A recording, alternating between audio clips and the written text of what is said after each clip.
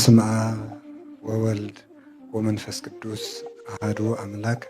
በስመ አብ ወወልድ ወመንፈስ ቅዱስ አሐዱ አምላክ። በባህሪው ሞት በመንግስቱ ሽረት የሌለበት ቅድመ ዓለም የነበረ ይህንን ዓለም በካህሊነቱ የፈጠረ ዓለምን ፈጥሮ በቸርነቱ የሚመግብ ስጋችንን ለብሶ ከውድቀታችን ያዳነን መድኃኒታችን ኢየሱስ ክርስቶስ በሀብት ስቦ በረድኤት አቅርቦ በቅዱስ ቦታው እንድንሰበሰብ ስለፈቀደልን በልባችን አስበን በአንደበታችን ተናግረን ስለማንፈጽመው ቸርነቱ ስሙ የተመሰገነ ይሁን። እግዚአብሔርን የወለደችልን የድኅነታችን ምክንያት የቤተ ክርስቲያናችን ንጽሕት ምልክት ወላዲት አምላክ ቅድስት ድንግል ማርያም፣ ቅዱስ መስቀሉ፣ ቅዱሳን መላእክት፣ ቅዱሳን ነቢያትና ሐዋርያት፣ ቅዱሳን ሰማዕታትና ደናግል፣ ቅዱሳን መነኮሳት፣ ጻድቃን የሁሉም በረከታቸው ይደርብን። ዕንቁ ሰናይ እንተ ብዙኅ ሴጣ፣ ዋጋዋ ውድ የሆነች ዕንቁ በሚል ርዕስ እንማራለን። ዋጋዋ ብሉ ውድ የሆነች ዕንቁ። እንደገና በሉ ዋጋዋ ብዙ የሆነች ዕንቁ። ሶስተኛ በሉ ዋጋዋ ብዙ የሆነች ዕንቁ በሉ። በአማርኛ ዕንቁ ብለናል፣ በግዕዝ ዕንቁ ይባላል ማለት ነው። ቀድሞ ያወቁት እውቀት ችግር ስለሆነ ተሳስቶ እንዳይመስላችሁ ብዬ ነው። ስለዚህ ይህንን ቃል የምናገኘው የማቴዎስ ወንጌል ምዕራፍ 13 ቁጥር 44 ላይ የምናገኘው ኃይለ ቃል ነው። ሙሉ ቃሉ እንዲህ ይላል። ካዕበ ትመስል መንግሥተ ሰማያት ብእሴ ሰያጤ ዘረከበ ባሕሬ ሰናየ። መንግሥተ ሰማያት በአማርኛው ቃል በቃል ሲፈታ መንግሥተ ሰማያት የሚፈልግን ነጋዴ ትመስላለች። መንግሥተ ሰማያት ዕንቁ የሚፈልግን ነጋዴ ትመስላለች።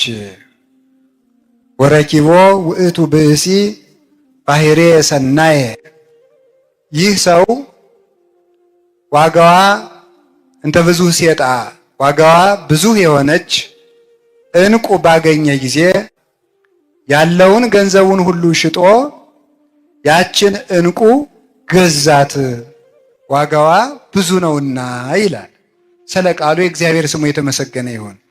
ጌታችን መድኃኒታችን ኢየሱስ ክርስቶስ በምሳሌ ያስተማረው ትምህርት ነው። ምሳሌ የሚነገርበት ምክንያት አንደኛ ከማያውቅ ሰው ለማያውቅ ሰው ነገር ለማቅለል ምሳሌ ይመሰላል። ነገር ለማቅለል፣ ለማስረዳት፣ ለመግለጥ ምሳሌ ይመሰላል። አይምሮው ረቂቅ ለሆነው ልቡናው ከህሊናው ለተስማማለት ሰው ደግሞ ያለ ምሳሌም ይነግሩታል፣ ይረዳልም። ሁለተኛ ደግሞ ምሳሌ ተመስሎ የሚነገረው ከክፉ ሰዎች ምስጢር ለመሰወርና ሀብተ መንፈስ ቅዱስ እንዲሁ በስንፍና የምትገኝ ስላልሆነች ጥረው ግረው ለፍተው እንዲያገኟት በምሳሌ ይመሰላል ማለት ነው። አይምሮ ላለው እስመ ኩሉ እስመ ለዘቦ ይሁብዎ። አይምሮ ላለው ሰው ምሳሌ ይመስሉለታል። ወይ ወስክዎ፣ ላለው ሰው ይሰጠዋል ይጨምሩለታል ይላል። ላለው ይሰጠዋል ይጨመርለታል ማለት ላለው ይሰጠዋል ማለት አይምሮው ለቀና ሰው ምሳሌ መስለው ይነግሩታል። ወይ ወስክዎ፣ ምስጢሩን ተርጉመው ይጨምሩለታል። ወለዘሰ አልቦ፣ አይምሮውን ላጣ ሰው ግን እመዲ ቦ የሐይድዎ፣ አይምሮ ለሌለው ሰው ግን ያኑ ምሳሌውን ይመስሉበታል እንጂ አይመስሉለትም። ያኑ አይምሮውን ነስተው በግዕዘ እንስሳ ያቆሙታል። ምሳሌውን ከመረዳት ወደ አለመረዳት ያወጡታል። ምስጢር ይሰውሩበታል። ስለዚህ ምሳሌ በመጽሐፍ ተመስሎ የተጻፈበት ምክንያት አንደኛ ምስጢር ለመግለጥ ነው። ሁለተኛ ምስጢር ለመሰወር ነው። ምስጢር ለመግለጥ አይምሯቸው ለቀና ለበቁ ለቅዱሳን፣ ምስጢር ለመሰወን ጽነት ላለባቸው ለመናፍቃን፣ ለስጋውያን፣ ለአጋንንት ምስጢር ይሰወርባቸዋል። በምሳሌ ይነግሩባቸዋል። እነሱ ሰሙን ይዘው ይኖራሉ፣ ቅዱሳን ደግሞ ወርቁን ያገኛሉ። ስለዚህ ጌታችን መድኃኒታችን ኢየሱስ ክርስቶስ በምሳሌ ያስተምር የነበረው ስለዚህ ነው።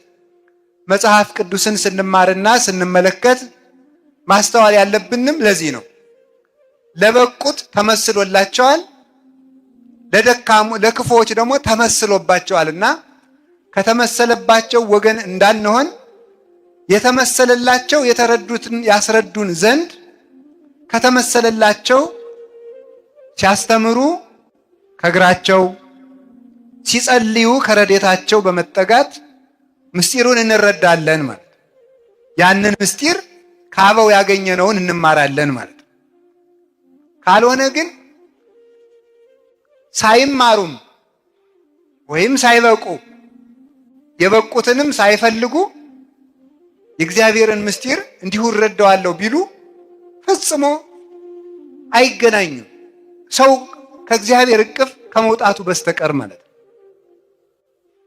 አንድ ሰው መጽሐፍ ቅዱስን ብድግ አድርጎ ዝም ብሎ ተሸክሞት ሲመለከተው ቢል ምስጢር አይረዳው። ስለዚህ አበው ያስተማሩትን እንማራለን እና ጌታችን ያስተምር የነበረ ለሕዝቡ ምሳሌ ለመግለጥ፣ ፈሪሳውያን ደግሞ ምስጢር ለመሰወር ነው። ለደቀ መዛሙርቱ ቤት ውስጥ ይተረጉምላቸዋል። ሕዝቡ ደግሞ ለሰም የሚሆናቸውን ተምረው ይሄዳሉ።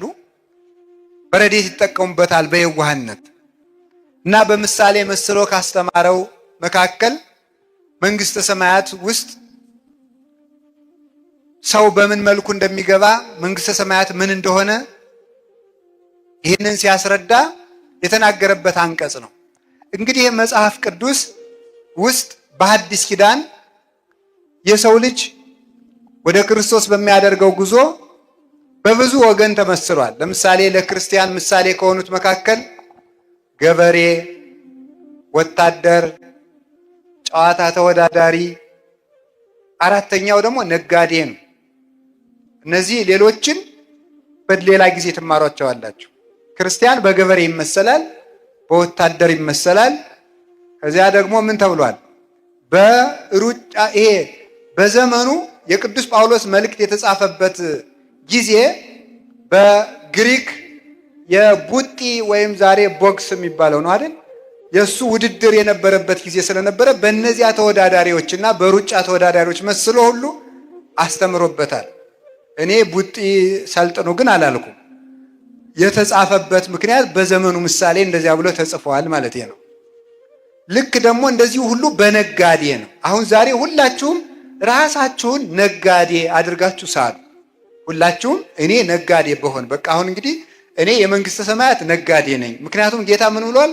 መንግስተ ሰማያት መልካም ዕንቁን የሚፈልግ ነጋዴ ትመስላለች ብሏል።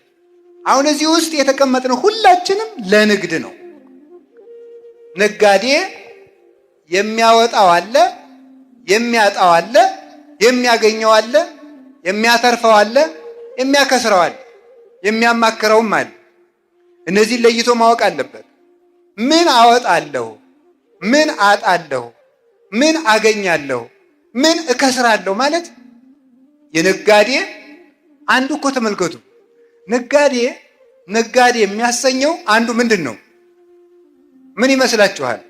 የመጀመሪያው ምን ያበላል የሚል ማወቅ አለበት።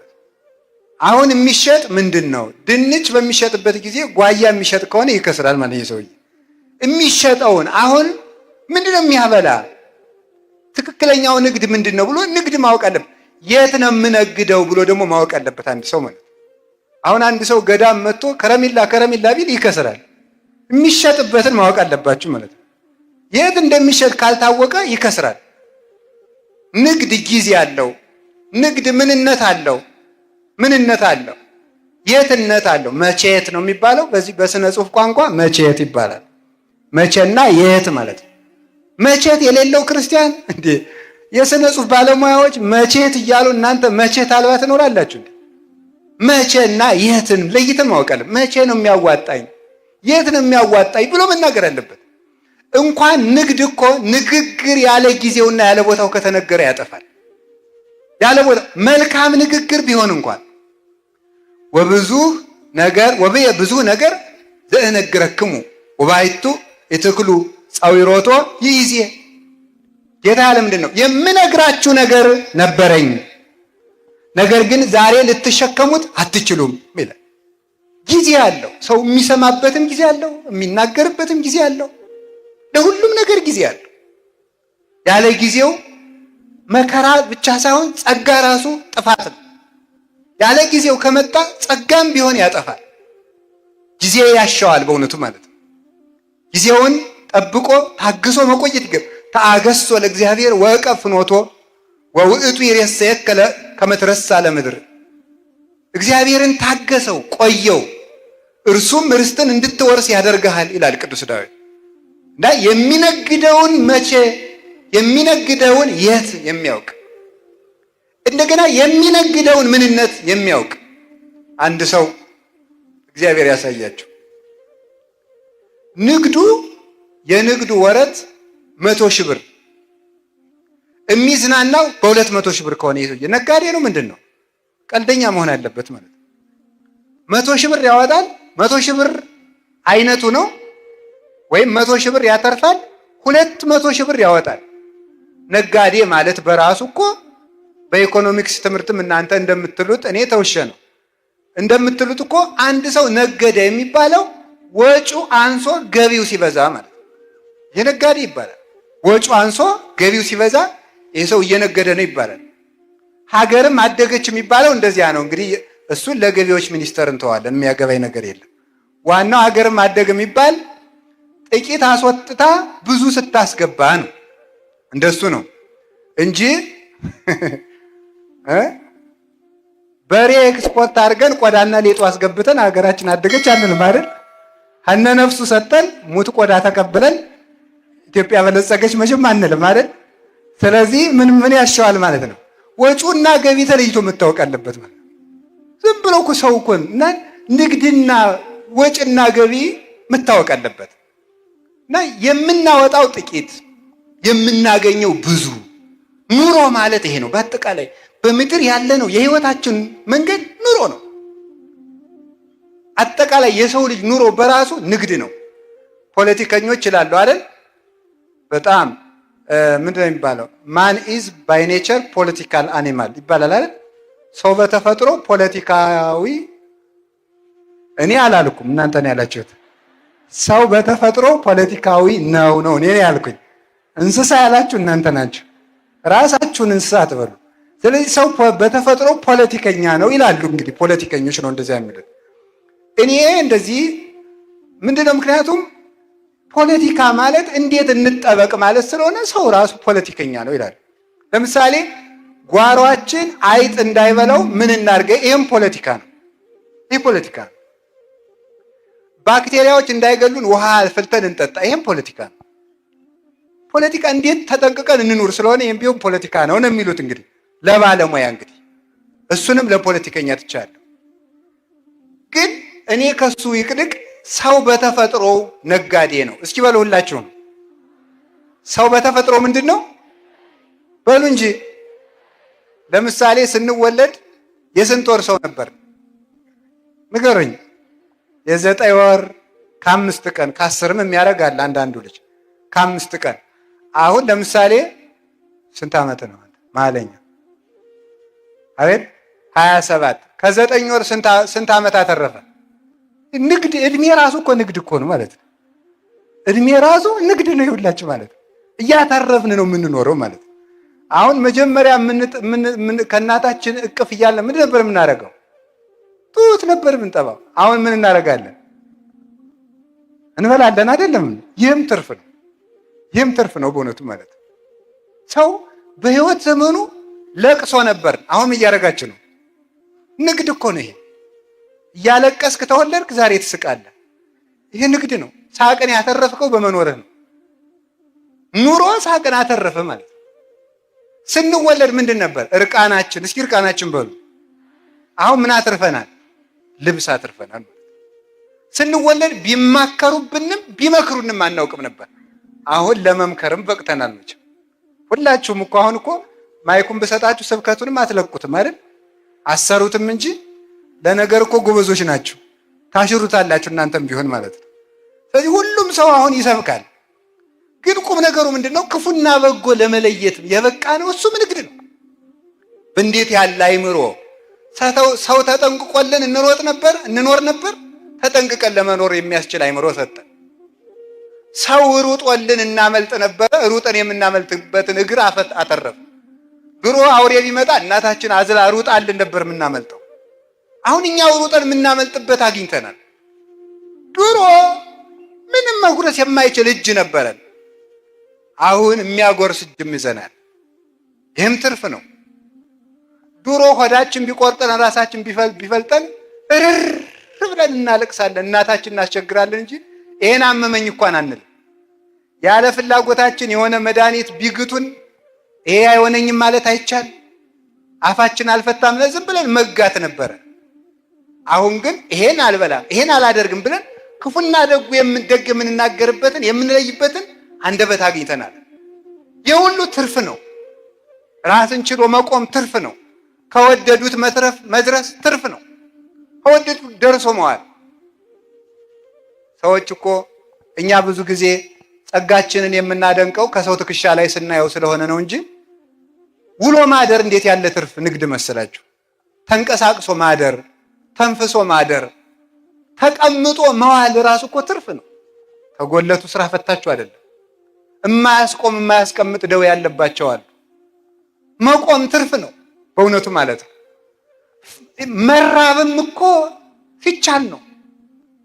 በሽታ ሲመጣ እንኳን መጥገብ መራብም አይቻልም፣ በሽታው ይዘጋልና ማለት ነው።